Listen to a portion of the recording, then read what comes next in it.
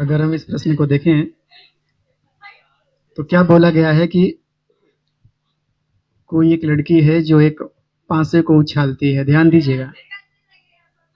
तो अगर एक पासे को उछाला जाएगा तो पासे पर नंबर टोटल कितने हैं? 1 2 3 4 5 6। पासे पर टोटल नंबर कौन कौन होते हैं? एक डाइस को फेंकने पर क्या क्या आ सकता है? 1 आ सकता है, 2 आ सकता है, 3 आ सकता है, 4 आ सकता है, 5 आ सकता है, 6 आ सकता है। तो ध्यान दीजिएगा।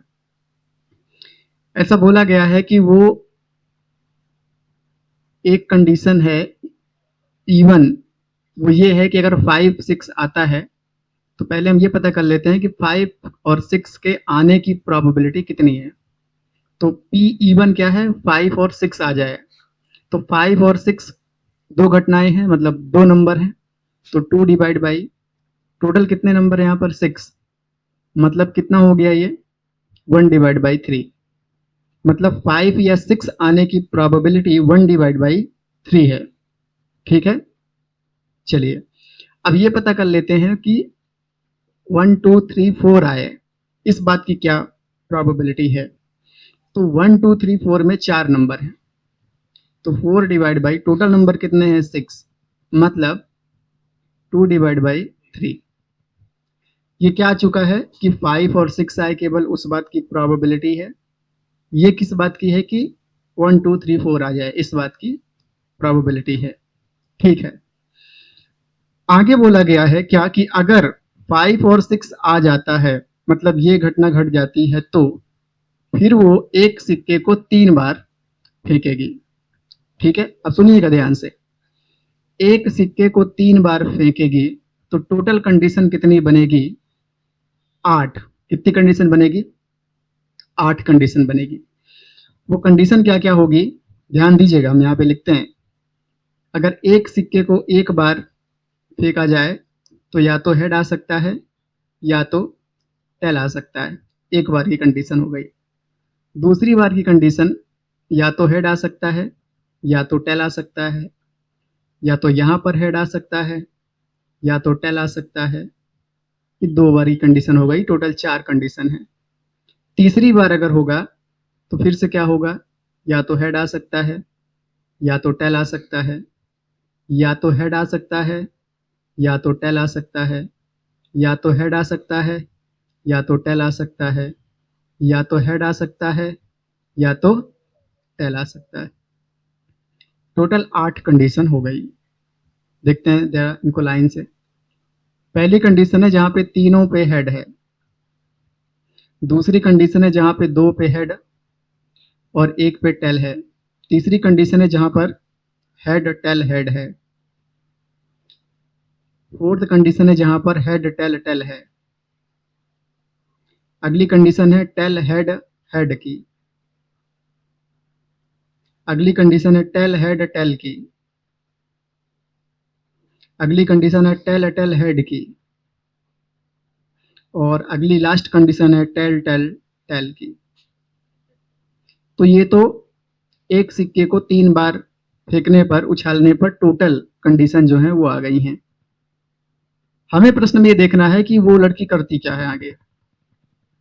तो ये बोला गया है कि एक सिक्के को 3 बार उछालती है और नोट करती है किसकी संख्या? हेड। क्या नोट करती है? कि कितने हेड आ चुके हैं। ठीक है, ठीक है भाई। उसके बाद क्या करती है? अगर 5 और 6 नहीं आया डाई पर, क्या आ चुका है? 1 2 3 4 आया, तो फिर वो क्या करती है? एक सिक्के को मात्र एक बार उछालती है। तो जब सिक्के को एक बार उछालेंगे तो इसमें केवल हेड और टेल 2 कंडीशन होगी। ठीक है, तो देखिए जब सिक्के को 2 बार फेंकेंगे तो एक ही कंडीशन होगी, या तो हेड आएगा या तो टेल आएगा। मतलब इस बात की प्रोबेबिलिटी 1/2 हो जाएगी। आगे क्या करती है वो? ऐसा बोला गया है कि ठीक एक बार हेड आना चाहिए बेटा। कितनी बार? ठीक एक बार हेड। तो पहले वाले केस में मतलब क्या? पहले जब डाइस को फेंक दिया, उस पर आ गया 5 6, फिर उसने सिक्के को फेंका 3 बार। आपको ये देखना है कि इसमें एक बार हेड कितनी बार आया है? केवल एक बार हेड। तो ध्यान दीजिएगा, यहाँ पे 3 बार हेड आया है, ये हमारे काम की बात नहीं है। केवल एक बार हेड देखना आपको। ये 2 बार हेड है, हमारे काम की बात नहीं है। इसमें 2 बार हेड है, ये हमारे काम की बात नहीं है। इसमें 1 बार हेड है, ये हमारे काम की बात है। इसमें 1 बार हेड से ज्यादा है, इसलिए हमारे काम की बात नहीं है। जिसमें 1 बार हेड है, ये हमारे काम की बात है। इसमें 1 बार हेड है, ये हमारे काम की बात है। और ये हमारे काम की बात नहीं है। इसका क्या मतलब हुआ भाई? इसका मतलब ये हुआ, ध्यान दीजिएगा क्या मतलब हुआ। इसका मतलब हुआ कि अगर सिक्के पर 5-6 आ गया है, उसके बाद 1 बार हेड आया है, इस बात की प्रोबेबिलिटी। ध्यान दीजिएगा, ये क्या है? पांसे पर मतलब डाइस पर 5-6 आ गया है, ठीक है। ये क्या है? अगर पांसे पर 5-6 आ गया है तो सिक्के पर 1 बार हेड आए, इस बात की प्रोबेबिलिटी।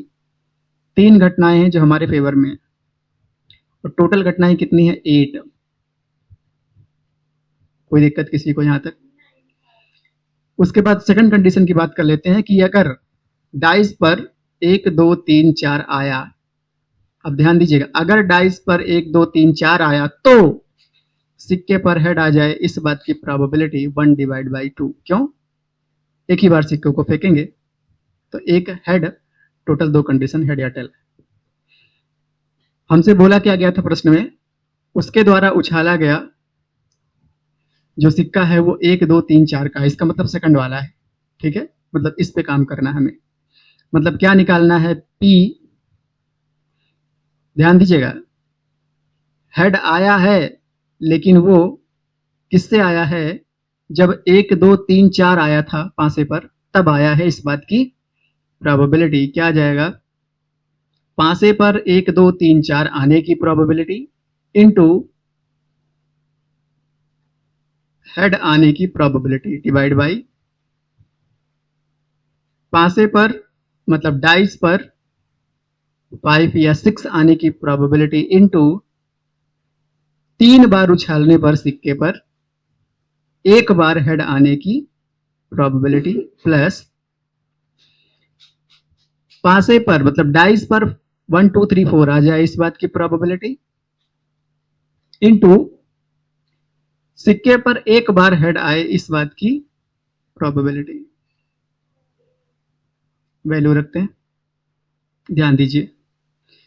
2/3 इंटू 1/2 डिवाइड बाई, ध्यान देना है, Pe2 की वैल्यू लिखा गया है बेटा। Pe2 की वैल्यू लिखा है, आप खोल के देखिए Pe2 की वैल्यू।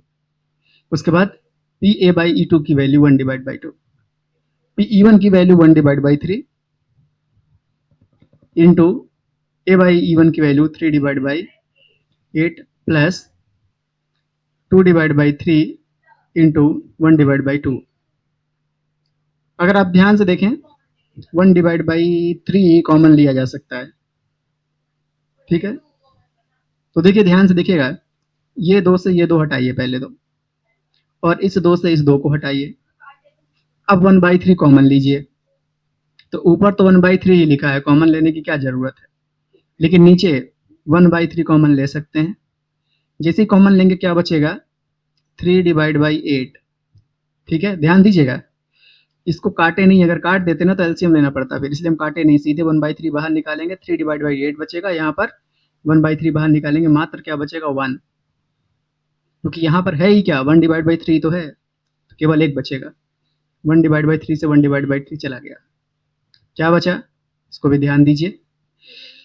ऊपर बचा है 1 डिवाइड बाई, नीचे एलसीएम लेके सॉल्व करें, 8 आएगा एलसीएम, 3 प्लस 8, मतलब ये 8 ऊपर चला जाएगा, तो 8/11 इस बात की प्रोबेबिलिटी हो जाएगी।